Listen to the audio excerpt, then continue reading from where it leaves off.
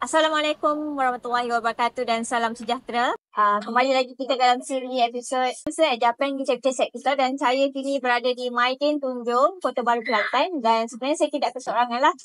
Bersama-sama saya pada hari ini adalah tetamu yang kita jemput daripada KPDN, iaitu Encik Muhammadi Iman Masjuri, Pegawai Penguatkuasa. Terima kasih Encik Iman sebab sudi bersama dengan kita hari ini. Sama-sama.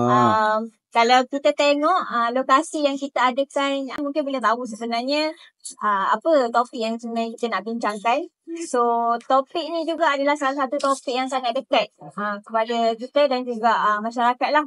Okay, Cik Man, saya nak tanya, apakah faktor utama sebenarnya yang mendorong kenaikan harga barang, dan bagaimana KPDN sebenarnya melihat trend yang ke masa terdekat? Okay, boleh. Bismillahirrahmanirrahim. Assalamualaikum warahmatullahi wabarakatuh. Terima kasih kepada pihak Japan, Jabatan Penerangan Negeri Kelantan dan juga Puan Amira di atas mengadakan bual bicara pada hari ini. Yang pertamanya saya mengucapkan ribuan terima kasih jugalah kepada semua pihak, utamanya Japan, kerana menganjurkan program yang saya kira begitu bermanfaatlah untuk rakyat khususnya.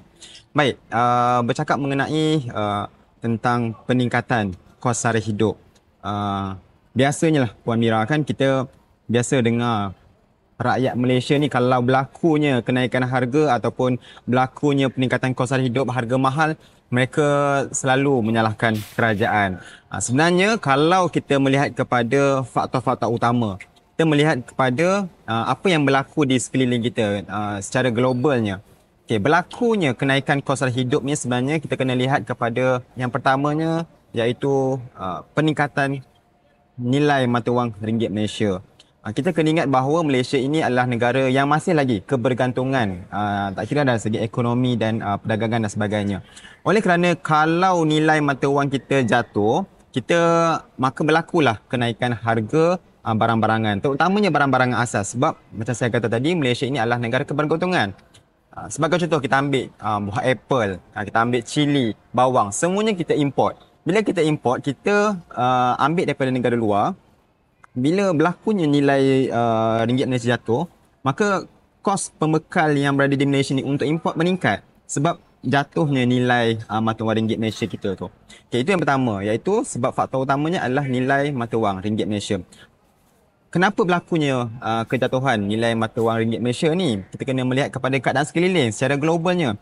Kalau berlaku ketidakstabilan politik, berlaku peperangan, ini semua ni menjadi penyumbang kepada kejatuhan nilai mata wang ringgit Malaysia. Okey, kesan daripada nilai kejatuhan ringgit Malaysia akan berlakunya peningkatan kos logistik. Okey, apa kaitannya jatuh nilai ringgit Malaysia dengan kos logistik?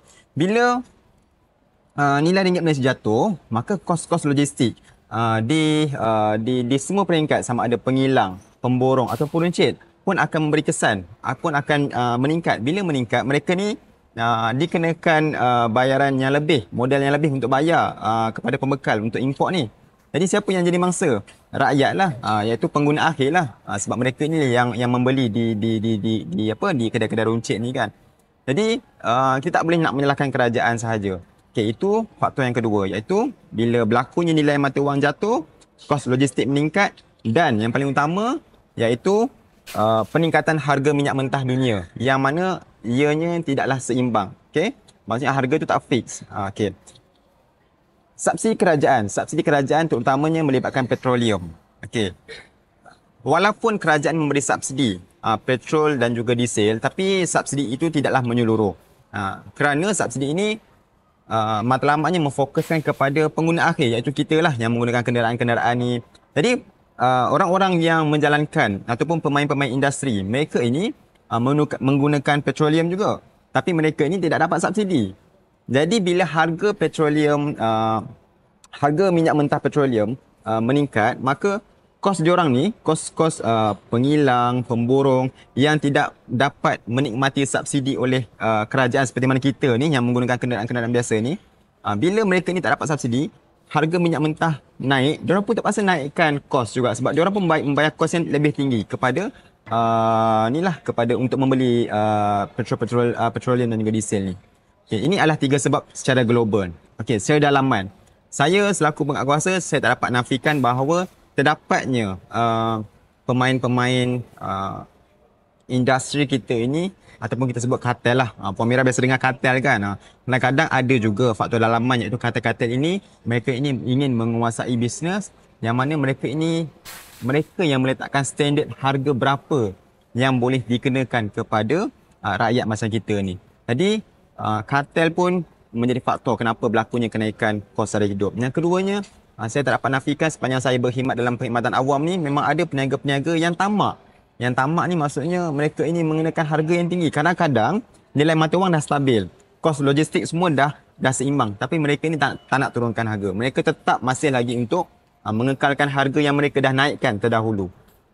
Okey, ini adalah faktor dalaman lah. Iaitu pemain kartel, ada peniaga-peniaga, pemain-pemain ekstrim, tamak dan sebagainya lah. Ini adalah faktor. Jadi bagaimana KPDN ini melihat trend ini?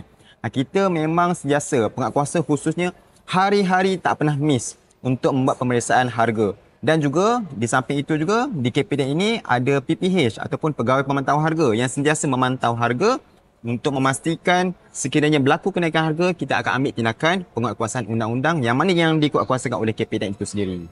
Itulah serba sedikit. Saya faham. Macam Cik Iman sendiri ada cakap faktor-faktor dia ada yang kita boleh kontrol, ada yang kita tak boleh kontrol. Which is lah, kalau harga macam harga minyak, semua tu kita tak boleh nak kontrol. Jadinya KPDN sendiri bagaimana ataupun apakah strategi utamalah yang KPDN laksanakan dalam usaha untuk menangani isu kos sara hidup ni, dan terutamanya kita sebenarnya bila bercakap pasal soal kos sara hidup ni, golongan yang berpendapatan rendah selalu terkesan lah. Betul, menjadi mangsa lah. Okey. KPDN ataupun Kementerian Perdagangan Dalam Negeri ini adalah satu kementerian yang diberi amanah untuk menjaga ataupun mentadbir kos sara hidup rakyat Malaysia khususnya. Jadi apakah peranan KPDN dalam menangani kos sara hidup rakyat, terutamanya bagi golongan yang berpendapatan rendah ini? Okay, saya bahagikan kepada dua